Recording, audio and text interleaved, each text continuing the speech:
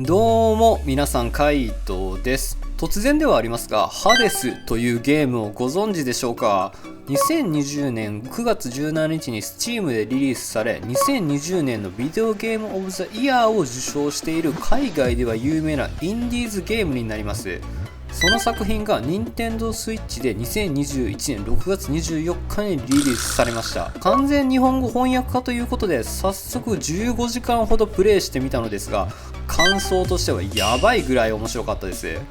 今回はアメコミ風の作風が少し気になってはいるが、購入するか迷っている方の少しでも参考になれればいいなと思い、簡単にストーリーと魅力を説明します。まずジャンルはというと 2D ローグライクダンジョンクローラーです。聞いたことのない響きだなと思った方は多いと思うんですけど、簡単に言うとチョコボや試練のような様変わりのダンジョンを爽快なアクションとともに繰り返し挑むことで、ストーリーや敵がいろいろと変化していくというものです。通常のローグライクよりアクション性が強いのも特徴ですね。ストーリーはというと、ギリシャ神話をモチーフにした物語で、地獄を支配している冥界の神ハデスの息子である不死身の王子ザグレウスが主人公になります。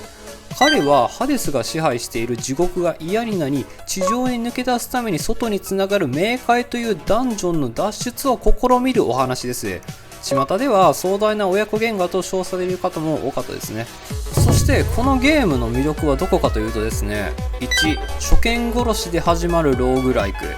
ボタン操作もわからぬまま感覚でなれろと言わんばかりでゲームが始まります。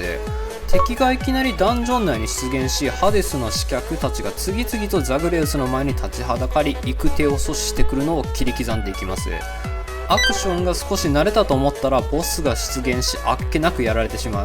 う。よくわからないまま2回3回、そして次はこれでいこうと心理が働く中毒性。そう、これがダンジョンクローラー。2、不死身の男ザグレウス。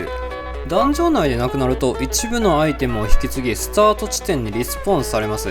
このアイテムが重要で、ザグレウスの部屋での自身への強化に使ったり、新しい武器への解放、さらには神々との信仰を高めるというところが大きなポイントです。3、神々が力を貸してくれる功徳。功徳というのは神仏の恵みというように、ザグレウスに力を貸してくれるものになります。要するにザグへのバフ強化ということですね。自分の部屋での強化は永続的なものなのですが、この功徳に関しては現れた神による恩恵になりますので、ランダム要素がかなり強い。だがそこがいい。毎回違うパターンのアクション構成になっていくので、自分好みにザグレウスをカスタマイズすることができます。通常攻撃、特殊攻撃、魔弾、さらには自分自身への能力向上など様々な構成で楽しめます。正直このゲームで一番楽しいのはこのビルドですね。4、目にも止まらぬ爽快アクション。回復手段が限られているので、敵からのダメージをいかに食らわないということが重要になってきます。ですので常に動きながら敵にダメージを与えつつ移動して切るという操作、せわしなく動かし爽快なアクションを味わうことができます。長時間プレイすると右手の親指がだんだん疲労困憊になってくるのがつら楽しい。5、ダンジョン攻略だけじゃない、神々との交流が楽しい。ダンジョン要素が強いと感じられる方も多いと思いますが、亡くなって生き返るたびに神々と喋ることができる館での会話のパターンが毎回違います。スポーンに戻されるのですが、ストーリーはちゃんと続いているという理解で大丈夫です。これがまた斬新であり面白いんですよ。お気に入りはデューサちゃんで、絵柄に似合わないテレっぷりが可愛いですね。以上で簡単ではありますが、いろいろと説明しました。難易度としては慣れるまでが難しいゲームですけど、リトライを繰り返すことで次はここまで行ってやるという思いにたかられるのがオツなところ。初めの1回目で合わないかも思った方も最低5回は挑んでみてください。いつの間にか10回20回というダンジョンクローラーにはまってしまいますよ。よかったら皆さんも購入してプレイしてみてはいかがでしょうか。ではでは、またの機会に。